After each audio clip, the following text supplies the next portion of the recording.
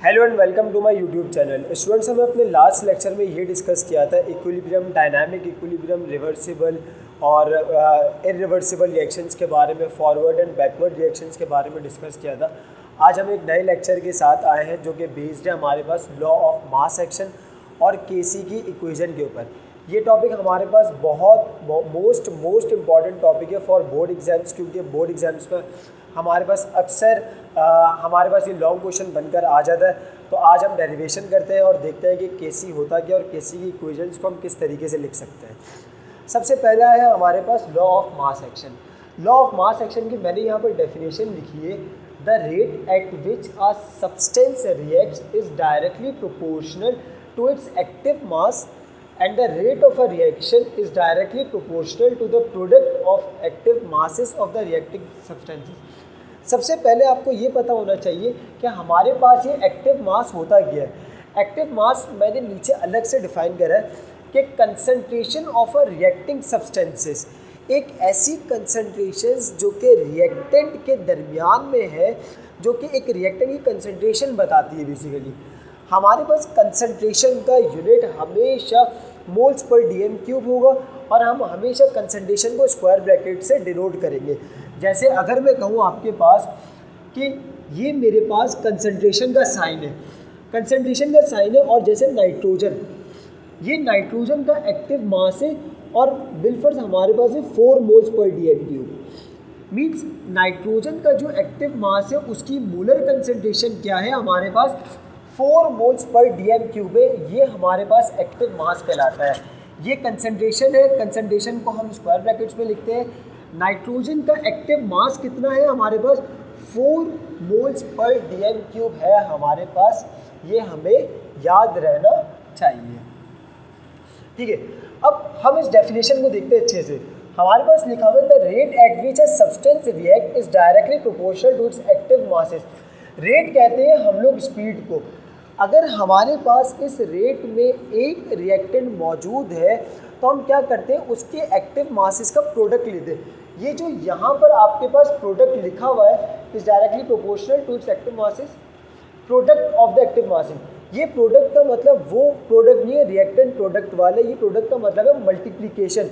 Means हम क्या करते हैं कि एक्टिव मासेस के प्रोडक्ट को मल्टीप्लाई करते हैं, जो कि डायरेक्टली प्रोपोर्शनल है। मैथमेटिकली हम देखते हैं कि मैथमेटिकली हमारे पास होता क्या है। मैथमेटिकली हमने देखा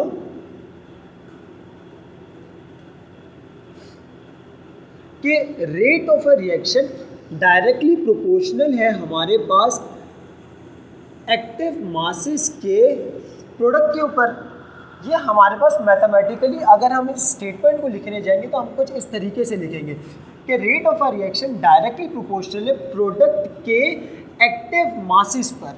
अगर हमारे पास एक से ज़्यादा रिएक्टेंट यहाँ पर मौजूद होंगे तो हम मज़ीद लिख देंगे यहाँ पर 1 मोर, जैसे बिलफर्स कुछ भी हो सकता है XYZ। अभी हम हाइपोथेटिकली प्रूफ करेंगे तब हम देखेंगे कुछ भी XYZ। अगर एक से ज़्यादा मौजूद है तो हम एक से ज़्यादा यहाँ पर इसको लिख सकते हैं। हम क्या करते हैं कि लॉ ऑफ मास एक्शन की एक हाइपोथेटिकल इक्वेशंस को सपोज कर लेते हैं। मैंने यहाँ पे लिखा हुआ है let us apply law of mass action on a hypothetical reversible reaction. एक रिवर्सिबल रिएक्शन पे हम लॉ ऑफ मास एक्शन को किस तरीके से अप्लाई करेंगे वो हम यहाँ देखते हैं। मैंने यहाँ पर एक हाइपोथेटिकल इक्वेशन लिखी है ABCD। अब हमारे पास AB क्या है, रिएक्टेंट, CD क्या है हमारे पास प्रोडक्ट, और ये जो हमारे पास small a, small b, small c, small d है, ये हमारे पास कहलाते हैं नंबर ऑफ मोल्स कहलाते हैं हमारे पास, ठीक है। अब हमने पहले ही देखा था कि हम रिवर्सिबल रिएक्शंस में हमेशा फॉरवर्ड रिएक्शंस की बात करते हैं और रिवर्सिबल रिएक्शंस की बात करते हैं। मीन्स एक इक्वेशन के अंदर हम इक्विलिब्रियम की इक्वेशंस के अंदर हमने डिस्कस करा था कि कि रेट ऑफ फॉरवर्ड रिएक्शन हमेशा बराबर होता है रेट ऑफ रिवर्सिबल रिएक्शन के। ये बात हमने पढ़ी थी। तो हम सबसे पहले फॉरवर्ड रिएक्शन को डिस्कस करते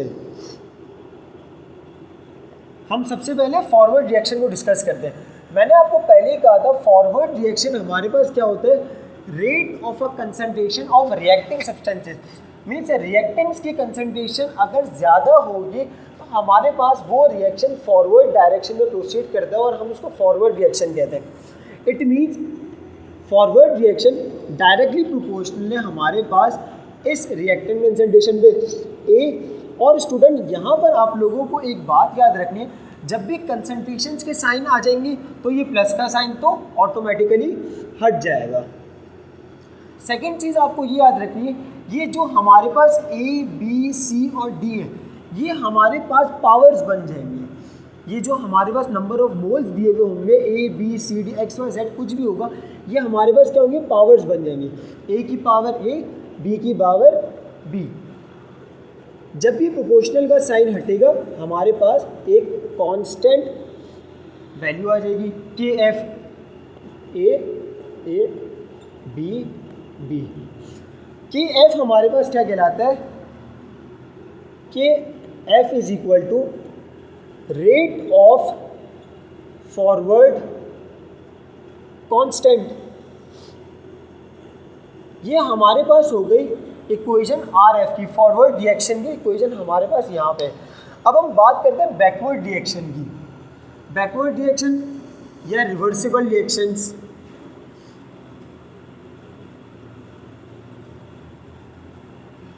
जब हम रिवर्सिबल रिएक्शन की बात करेंगे तो रिवर्सिबल रिएक्शन में मैंने आपको तभी कहा था कि रिवर्सिबल रिएक्शन मींस प्रोडक्ट की कंसंट्रेशन हमारे पास ज़्यादा होती है और वो अब बैकवर्ड डायरेक्शन में वो रिएक्शन प्रोसीड करता है, जिसको हम रिवर्सिबल या फिर बैकवर्ड रिएक्शन कहते थे। तो rate of reversible reaction directly proportional होता है प्रोडक्ट की कंसंट्रेशन पे। ये इनके नंबर ऑफ मोल्स आ जाएंगे। प्रोपोर्शनल का साइन हमारे पास जब भी हटेगा तो के आर आ जाएगा।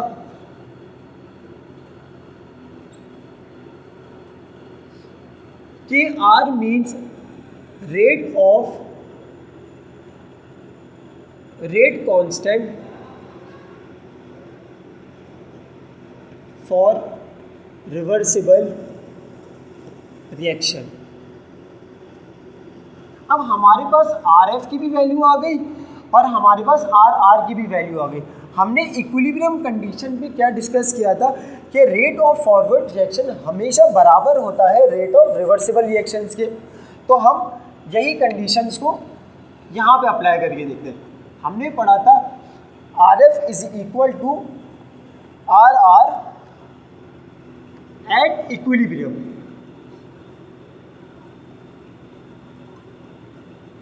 हम क्या करते हैं, इस आर एफ और ये आर आर दोनों की वैल्यूज को लिख देते हैं यहाँ पर। आर एफ की वैल्यू हमारे पास क्या थी कि F rate of forward constant reaction,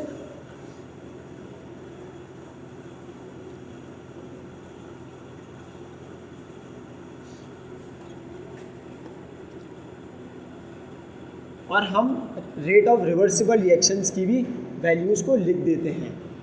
अब हमारे पास क्या होगा, हमने केसी की कंसंट्रेशन केसी की यूनिट्स में हमेशा पढ़ा है कि केसी हमेशा होता है प्रोडक्ट अपॉन रिएक्टेंट, और केसी को हम दूसरे अल्फाजों में कहते हैं K C is equal to K F upon K R, forward reaction upon reversible reaction.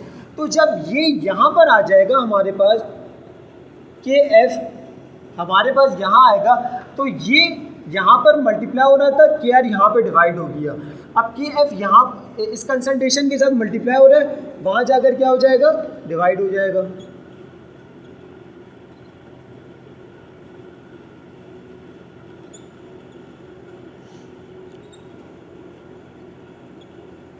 ठीक है, K F upon K are अभी हमने पढ़ा कि क्या होता है के सी, और ये हमारे पास पूरा क्या है सी डी प्रोडक्ट,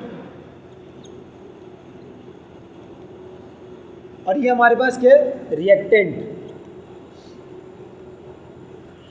ये हमारे पास केसी की इक्वेशन ड्राइव होती है KC is equal to product upon reactant, और हम केसी को कहते हैं equilibrium constant, where KC is called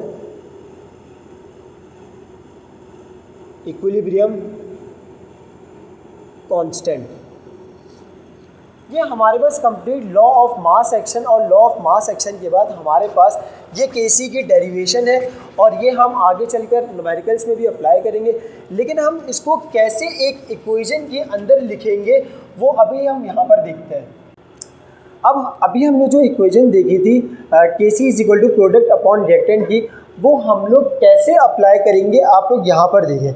एक इक्वेशन मेरे पास गिवन है, वो इक्वेशन को अब मैं यहाँ पर केसी की इक्वेशन में कन्वर्ट कर रहा हूँ। ये सवाल है कि केसी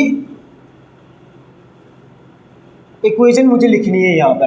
तो according to law of mass action, according to law of mass action सबसे पहले आपको देखना है रेट ऑफ फॉरवर्ड रिएक्शन, और फिर देन आपको देखना है रेट ऑफ रिवर्स रिएक्शन। ये आपके पास है रेट ऑफ फॉरवर्ड रिएक्शन, और ये आपके पास है रेट ऑफ रिवर्स रिएक्शन। हमने यही लिखा, रेट ऑफ फॉरवर्ड रिएक्शन मैंने शॉर्ट फॉर्म में लिखा है। अब प्रोपोर्शनल का साइन हट के आपको मालूम है डायरेक्टली रेट कांस्टेंट आ जाएगा। अब पहली कंसंट्रेशन क्या है आपके पास, SO2, देन आपके पास मैंने कहा था कि ये जो भी नंबर ऑफ मोल्स होंगे ये नंबर ऑफ मोल्स पावर बन जाएंगे। सेकंड आपके पास है प्लस का साइन हटेगा क्योंकि कंसंट्रेशन के साइन आ गए O2। Rate of reverse reaction के आर के बराबर है, ठीक है। देन आपके पास SO3, और ये जो पावर होगी मोल्स होंगे हमारे पास वो पावर बन जाएंगे। फिर हमने डिस्कस करा था according to law of mass action में RF is equal to RR के बराबर होते हैं। हम इनकी वैल्यूज लिख देंगे, O2 KR SO3 2, ये हमने लिख दिया। फिर हमने पढ़ा था KC किसके बराबर होता है, KF अपॉन KR के। तो हमने यहाँ पे वही करा, KF upon KR is equal to ये। अब यहाँ पर अगर आ गया, इसके साथ मल्टीप्लाई हो रहा था, यहाँ आकर डिवाइड हो गया। ये इसके साथ मल्टीप्लाई हो रहा था, उधर जाकर डिवाइड हो जाएगा।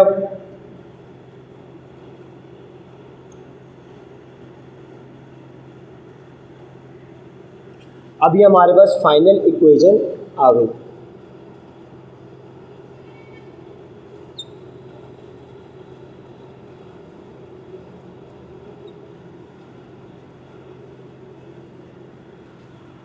बच्चों देखो, ज़रूरी नहीं है कि आप अपने हर केसी की इक्वेशन में ये कंप्लीट स्टेप्स शो करके दिखाएं। अगर आपको डायरेक्टली सॉल्व करना है केसी की इक्वेशंस को तो आप डायरेक्टली सॉल्व कर ले। डायरेक्टली आप लोग कैसे सॉल्व करोगे, जैसे देखिए मैंने यहाँ पर 3 इक्वेशंस लिखी है। अगर आप लोग को डायरेक्टली सॉल्व करना है आप डायरेक्टली भी सॉल्व इसको कर सकते हैं, क्योंकि आपको तमाम चीज़ें मालूम है। केसी KF अपॉन KR के बराबर होता है, प्रोडक्ट अपॉन रिएक्टेंट है आपके पास। आपने डायरेक्ट लिखा है इक्वेशन वन, हमारे पास क्या है, केसी की इक्वेशन लिखी। केसी की इक्वेशन क्या, प्रोडक्ट अपॉन रिएक्टेंट। प्रोडक्ट क्या हमारे पास,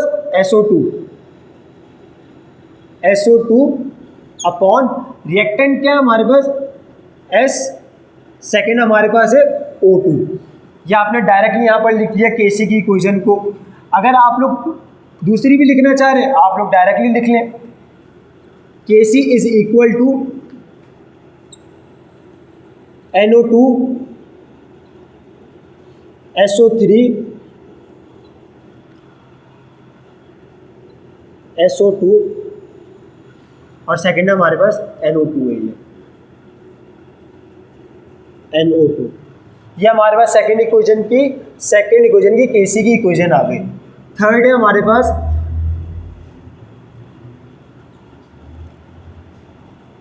NH3। ये हमारे पास नंबर ऑफ मोल्स था, अभी क्या हो जाएगा, पावर बच जाएगी इसकी। N2H2, और इसकी भी क्या हो जाएगी, पावर बन जाएगी। ये हमारे पास थर्ड इक्वेशन की केसी की इक्वेशन आ गई। आई होप आप लोगों को समझ आ गया होगा। ये लॉ ऑफ मास एक्शन का टॉपिक बहुत आसान टॉपिक है। हम इंशाल्लाह नेक्स्ट वीडियोस में केसी के न्यूमेरिकल्स करेंगे कि किस तरीके से हम इन इक्वेशन के न्यूमेरिक कंसंट्रेशन अगर हमें गिवन होंगी तो हम वैल्यूज़ किस तरीके से रखेंगे, और डायरेक्शंस को प्रेडिक्ट वगैरह भी करेंगे वहाँ पे। आई होप आप लोगों को समझ आ गया होगा। Thank you so much.